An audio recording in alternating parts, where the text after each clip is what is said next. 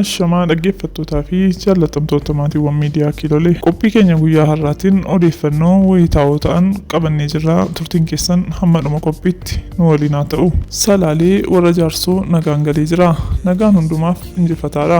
Shaneen kara Salaalee bosonatti haftes akka galtuu abdiin jira. Waan salphinaa hojjechuun uummata Salaalee irratti badii hojjechuurraa of baraaruun kanneen nagaatti deebi'an hedduudha. Nageenyi furmaata waan hundaa ta'us warri nagaan filatan arganii jiru. Kanumaan wal qabatee shaniin bosonaa rakkoo irra ga'ee dandamachuu dadhabuun qilleensaaf of kennaa jirti. Warri marroos icciitii wal jalaa dhiiguu isaaniin kan ka'e icciitiin keenya dabarfamee kennamaa jira jechuun dhagahamaa jira. Shira wal irratti xaxuun shanees itti fufee jira. Nama hoogganaa ta'ee icciitii gola keenyaa dabarsee kennuu irratti tarkaanfii fudhanna jechuun marroonis dhaadataa jira. Shanee kan boqonnaa dhorke kunis dhimma ajajootaa nagaa filatanii galuu ta'uu ifoomeera. Marroonis ammaan booda eenyullee icciitii gola keenyaa baase jechuun shakkii qabnu irratti ejjennoo haa fudhannu jedhee jira.